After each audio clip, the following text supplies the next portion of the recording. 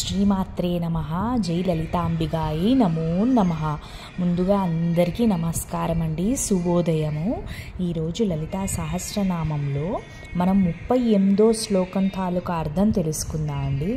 మూలాధారైక నిలయ బ్రహ్మగ్రంథి విభేదిని మణిపురాంతరుదిత విష్ణుగ్రంథి విభేదిని. చూసారా అండి, మనము ముందు వీడియోస్లోని చక్రాల గురించి, గ్రంథుల గురించి, కుండలిని శక్తి గురించి తెలుసుకున్నాం కదండి. అవన్నీ కూడా మనకి ఈ శ్లోకాలు అంటే ముందు మనకి కొంచెము బేసిక్ ఐడియా ఉంది కాబట్టి ఇప్పుడు ఈ శ్లోకాలని చాలా సులువుగా అర్థమవుతాయండి.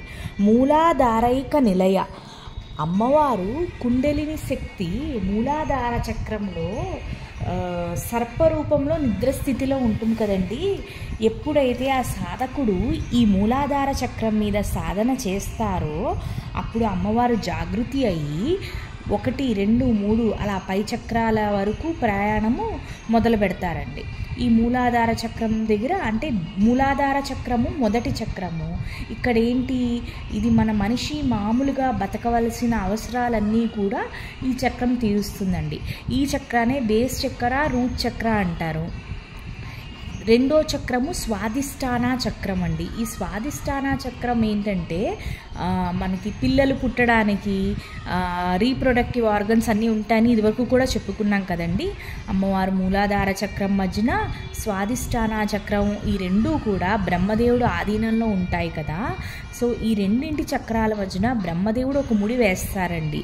ఈ మూలాధారైక నిలయ, మూలాధారాల్లో ఉన్న కుండలిని శక్తి ఈ బ్రహ్మ గ్రంథి విభేదిని, ఈ బ్రహ్మదేవుడు వేసిన ముడి, ఈ 2 చక్రాల మధ్యలో ఉన్న ముడిని అమ్మవారు తొలగించి 3వ చక్రం వైపు వెళ్తూ ఉంటారు.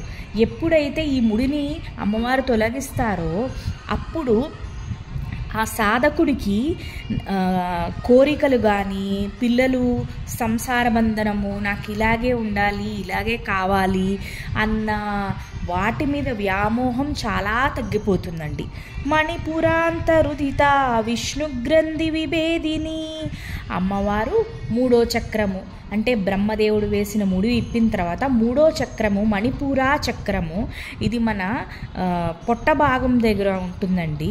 ఈ మణిపురా చక్రం 4వది అనాహత చక్రము. అనాహత చక్రము గుండెలో ఉంటుందండి. మానవ సంబంధాలు, ప్రేమనురాగాలకి సంబంధించినది, ఒక మనిషి మీద ఇష్టము, ఒక వస్తువు అంటే ఇష్టము, ఇవన్నీ కూడా అనాహత చక్రము 4వ చక్రం ద్వారానే ఉంటుందండి. ఈ మణిపురా చక్రం ఏంటంటే సెల్ఫ్ కాన్ఫిడెన్స్ అండి. ఎవరికైతే ఈ చక్రం బాగా తిరుగుతూ పనిచేస్తూ ఉంటుందో వాళ్ళు చాలా యాక్టివ్గా, సెల్ఫ్ కాన్ఫిడెన్స్గా ఉంటారు. సో ధైర్యంగా ఉంటారు.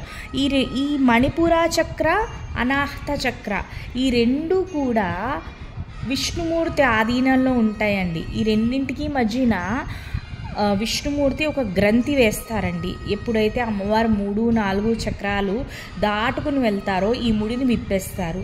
అప్పుడు ఆ సాధకుడిలోకి ఈ మనుషులు, ఈ మానవులు, ఈ కోపాలు, ఈ మానవ సంబంధాలు, లేదు అంటే ఇవన్నీ కూడా ఒక మాయా ప్రపంచము, ఇవేమీ శాశ్వతం కాదు అని ఆ సాధకుడికి చాలా బాగా అర్థమవుతుందండి.